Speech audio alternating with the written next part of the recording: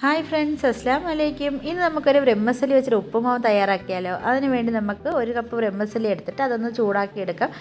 എന്നിട്ട് നമുക്ക് ആ പാത്രത്തിലേക്ക് തന്നെ ഒരു 2 ടേബിൾ സ്പൂൺ വെളിച്ചെണ്ണ ഒഴിക്കുക. അതിലേക്ക് ചെറുതായിട്ട് കൊത്തിയരിഞ്ഞ ഇഞ്ചി ഇട്ട് കൊടുത്തിട്ട് ഒരു സവാളയും കൂടെ നമുക്ക് അതിനകത്തോട്ട് ചെറുതായിട്ട് അരിഞ്ഞിട്ട് കൊടുക്കുക. അതിനുശേഷം സ്വല്പം ഉപ്പും കൂടെ ഇട്ട് കൊടുത്തിട്ട് നമുക്കൊന്ന് വഴറ്റാൻ വെച്ച് കൊടുത്തിട്ട് നമുക്കതൊന്ന് ചെറുതായിട്ടൊന്ന് വഴറ്റി വന്നതിന് ശേഷം അതിലേക്ക് ഒരു പച്ചമുളക് അരിഞ്ഞിട്ട് കൊടുക്കുക, ഒരു ക്യാപ്സിക്കം അരിഞ്ഞിട്ട് കൊടുക്കുക. അതിനുശേഷം നമുക്ക് ഇതിനകത്തേക്ക് ഒരു തക്കാളിയും കൂടെ ചെറുതായിട്ട് അരിഞ്ഞൊരു തക്കാളിയും കൂടെ നമുക്ക് ഇതിനകത്തേക്ക് ചേർത്ത് കൊടുക്കാം. എന്നിട്ട് എല്ലാം ഒന്ന് നല്ലതുപോലെ ഒന്ന് ഇളക്കി കൊടുത്തിട്ട് നമുക്കൊന്ന് അടച്ച് വെച്ചിട്ടൊന്ന് വേവിക്കാൻ വെക്കാം.